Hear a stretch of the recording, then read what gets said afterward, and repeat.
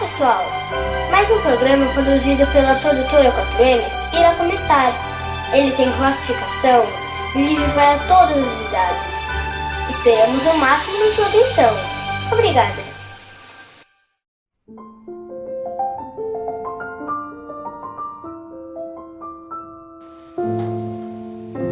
Estamos aqui mais uma vez e quero agradecer a você que está aí atrás das câmeras, dando aí audiência a essa programação. E hoje nós temos uma pergunta pela internet, e a pergunta está ali: Adão e Eva eram pessoas reais ou um mito? O Jardim do Éden era um lugar real? Foi o internauta que nos mandou, Gabriel Silva, e eu tenho essa resposta para você. Veja o vídeo.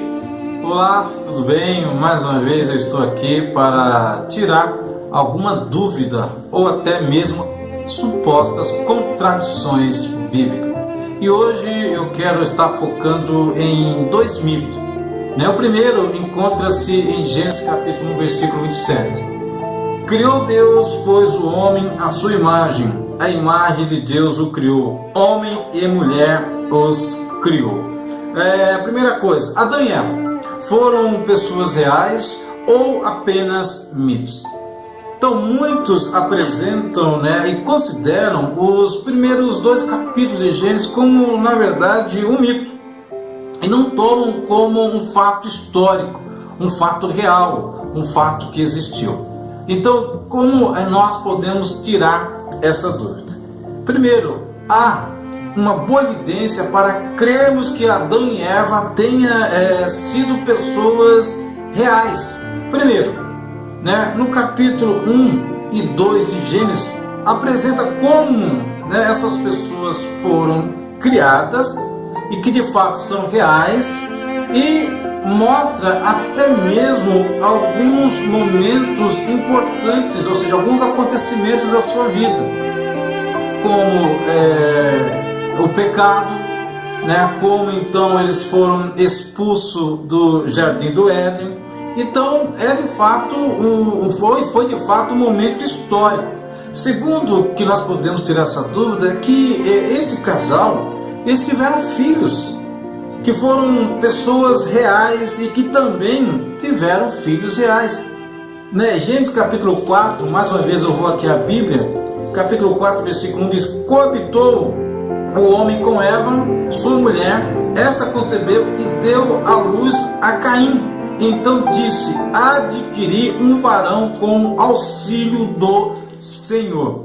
Então, segunda evidência é isso, que esse casal teve filhos, e mostra claramente a proliferação, ou seja, o aumento dos seres humanos na face da terra. Até mesmo o próprio Senhor Jesus faz uma referência a Adão lá em Lucas, no Mateus capítulo 19, versículo 4, quando Jesus diz: macho e fêmeas o criou. Então o próprio Jesus dá veracidade sobre a realidade desse primeiro casal na face da terra. Um outro ponto que eu quero tirar aqui, outra dúvida que eu quero tirar, encontra-se em Gênesis capítulo 2, versículo de número 8. E plantou o Senhor Deus um jardim no Éden, na direção do Oriente, e pôs nele o homem que havia formado. O jardim do Éden foi um lugar real ou apenas um mito? Então nós presenciamos na Bíblia que de fato houve e há até hoje este local, mas alguns entendem como um mito. Por quê? Porque não há evidências arqueológicas de uma maneira tal que possa provar que de fato existiu esse lugar. Ou seja, alguns entendem que de fato é um mito, não é verdade, não é uma realidade. Mas como que nós podemos solucionar também esse problema, esse suposto problema? Em primeiro lugar, não poderia existir evidência no lugar onde, por exemplo, Adão ele não edificou casas, Adão, ele não foi, né, ele não criou nenhum objeto de cerâmica, ele não fez nenhum objeto de cerâmica, então a arqueologia jamais poderia encontrar tal lugar. Além do mais, houve um dilúvio, e esse dilúvio, pode ter destruído todas as evidências que poderia haver naquele local, né? Terceiro ponto que de fato até hoje existe tanto o rio Tigres como o rio Eufrates. Esses rios, eles antigamente se encontravam na Síria, que hoje é o Iraque, né? Onde há lá esses dois rios, que é o rio Tigres e o rio Eufrates. Então nós percebemos que de fato existiu esse local. Esse local mostra claramente que Deus criou e colocou, né, esse primeiro casal, mas que foi depois destruído, né? Esse local foi destruído pelo dilúvio. Agora vamos ver o grupo Logos cantando Autor da Minha Fé.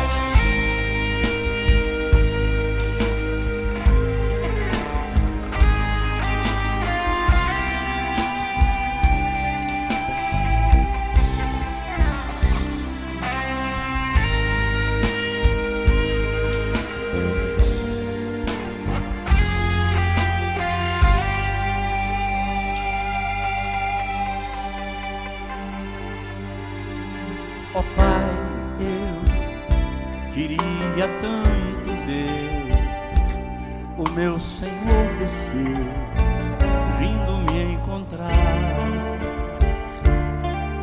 Eu posso até imaginar a refulgente glória do Senhor Jesus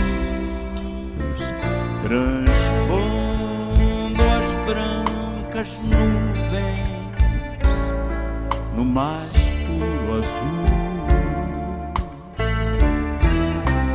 onde nem sul nem norte existirá, e em meio a lágrimas, sorrisos de alegria e de prazer. Eu que era cego agora posso ver, contemplar, enfim. Por isso eu canto glória.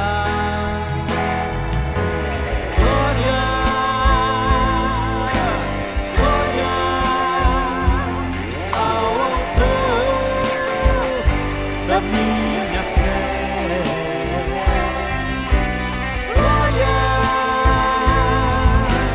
glória ao autor da minha fé.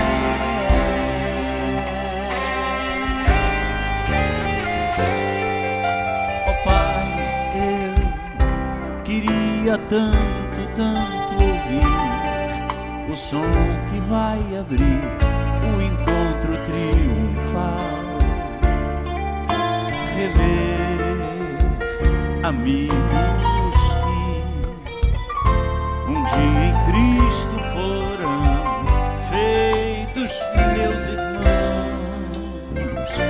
e agora sim podemos dar as mãos, pois temos todos somente um só Senhor. E eis o consolo que envolve a minha vida, meu Senhor Jesus, que foi morto sim naquela cruz, voltará. Enfim, por isso eu canto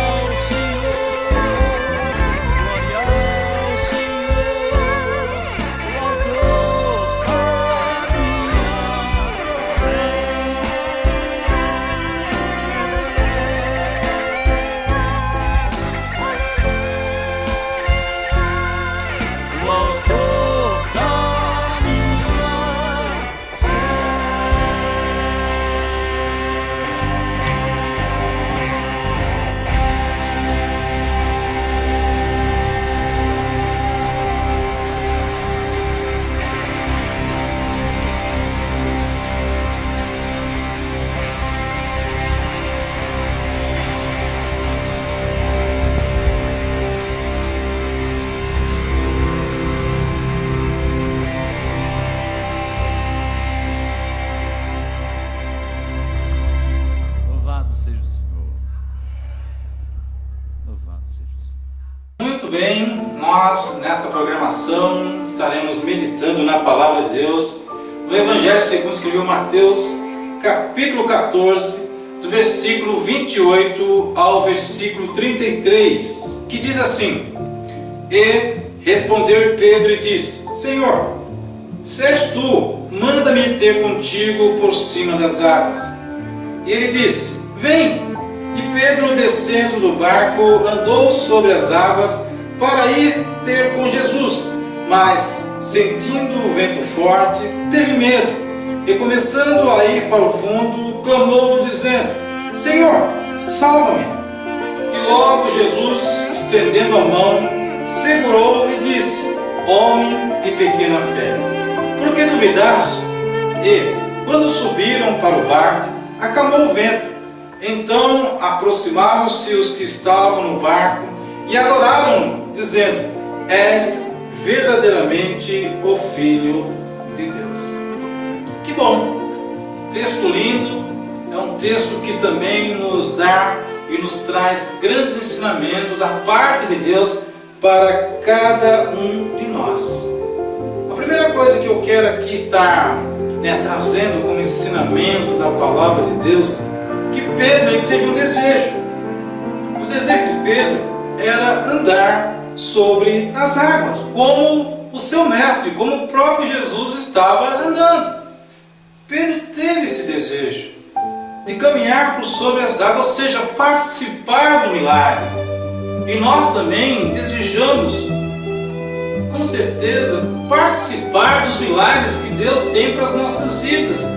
E com certeza não são poucos os milagres que Deus quer, de fato, derramar sobre a sua vida, a vida da sua família. Então participe dos milagres de Deus na sua vida.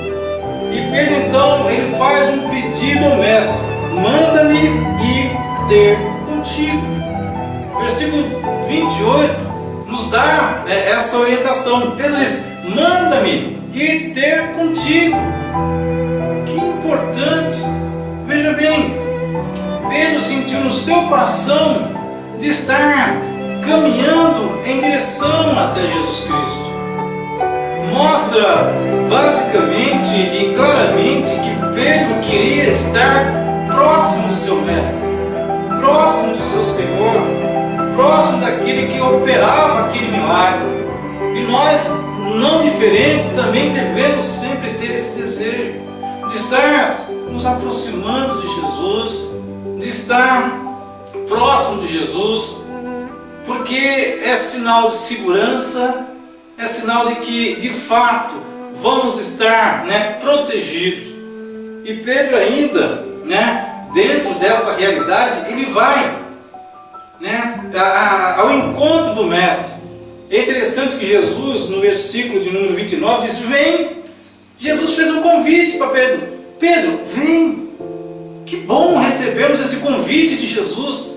Lá em Mateus capítulo 11, versículo 28, a palavra de Deus nos diz, Jesus nos faz esse convite: Vinde a mim todos que estáis cansados e oprimidos, que eu vos aliviarei. Jesus sempre está convidando: vem, vem. E Jesus também, neste dia, não é diferente, Ele convida você: vem, venha para próximo de mim, sinta a minha presença, o meu cuidado. E aí então nós percebemos que Pedro então, ele tem ousadia, ele tem esta fé, ele mostra a fé. Ele então começa a andar por sobre as águas. No versículo 29 mostra que Pedro começa a andar por sobre as águas. Que momento fantástico, que momento glorioso, que momento maravilhoso na vida de Pedro. Pedro então começa a andar por sobre as águas. Ele estava agora participando desse milagre, agora estava indo de encontro ao seu mestre, ao seu Senhor. Mas veja bem, enquanto Pedro estava indo, enquanto Pedro estava olhando para Jesus, o milagre estava acontecendo. Algo sobrenatural ele estava vivenciando. Mas de repente nós percebemos que agora Pedro ele tem uma visão errada. Ele começa a olhar para o vento. No versículo 30 declara essa realidade. Mas sentindo-se um vento forte, teve medo.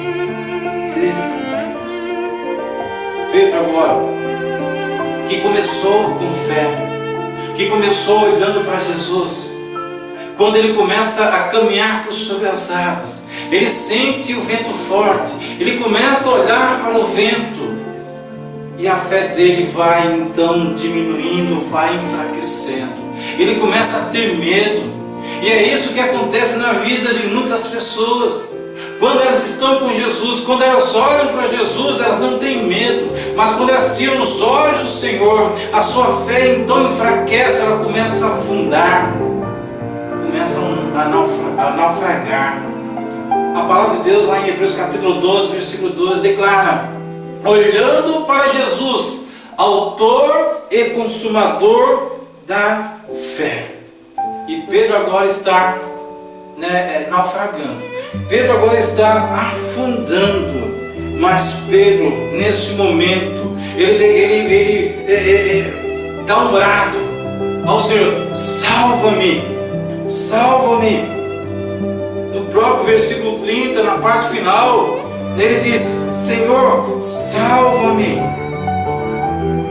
Pedro agora estava precisando de ajuda. Pedro agora estava precisando de uma mão amiga. Pedro agora ele clama ao Senhor. E é isso que você deve fazer. Quando a sua fé enfraquecer, quando você começar a olhar para as circunstâncias contrárias, para as dificuldades, é aí que você está naufragando na fé, clame ao Senhor, peça ao Senhor: salva-me, que com certeza Deus ele vai te ajudar. No versículo de número 31, o versículo diz assim: e logo Jesus, estendendo a mão, segurou e disse: homem de pequena fé, por que duvidaste? Por que duvidaste?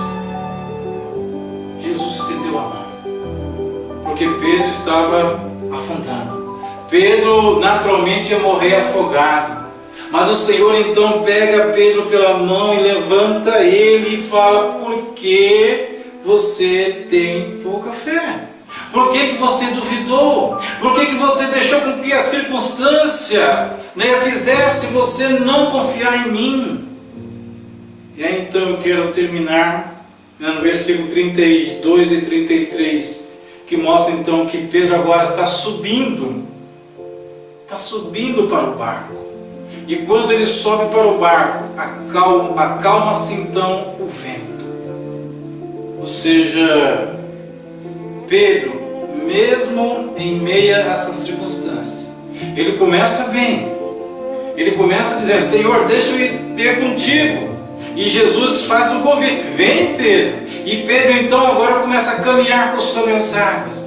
Mas quando ele começa a caminhar, agora ele vê que o vento é forte, ele percebe que o vento é forte, ele tem medo, ele começa a naufragar, ele clama ao Senhor, e o Senhor então estende a mão e levanta Pedro. Mas Pedro agora está no barco, e no barco agora ele está seguro.